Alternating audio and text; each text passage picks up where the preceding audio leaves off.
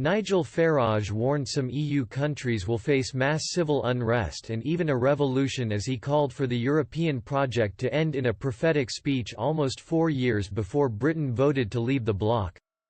The EU is taking unprecedented action to help its members endure the massive economic shock of the coronavirus pandemic. However, some nations, including Germany and the Netherlands, are resisting the idea of shared borrowing to cover the heavy costs, suggesting that even during this crisis there are limits to solidarity in a bloc that is trying to reaffirm itself after Brexit.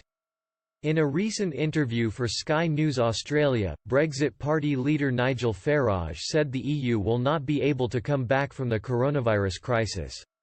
He said, "Thank goodness we are not in what is going to be after this, an even more German-dominated EU.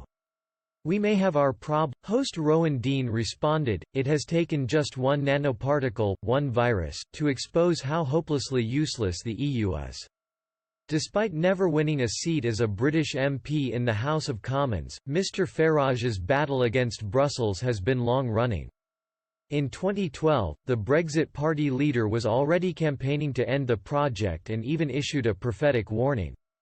In a speech at the European Parliament, the MEP for South Eastern England warned that some EU countries faced massive civil unrest, possibly even a revolution, as a result of austerity caused by Brussels and the euro crisis. Mr Farage said, "When people stand up and talk about the great success that the EU has been, I am not sure anybody saying it really believes it themselves anymore. This has all gone badly wrong and the EU Titanic, it's a European Union of economic failure, of mass unemployment and of low growth." Of the Eurozone, Mr Farage also said, "We face the prospect of mass civil unrest, possibly even revolution in some countries that are being driven into total and utter desperation." In a chilling warning, the former UKIP leader added that the project could even cause the rebirth of National Socialism in Europe. He urged to put an end to the bloc, claiming we must set those Mediterranean countries free. Yesterday, the Italian government designated €400 million £358 million for food vouchers amid brewing social unrest as the country's coronavirus lockdown takes its toll on the poor. Prime Minister Giuseppe Conte made the announcement late on Saturday after reports emerged of people in the south running out of food and money.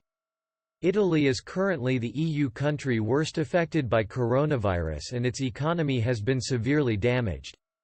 The nation has been under lockdown for almost 3 weeks. The quarantine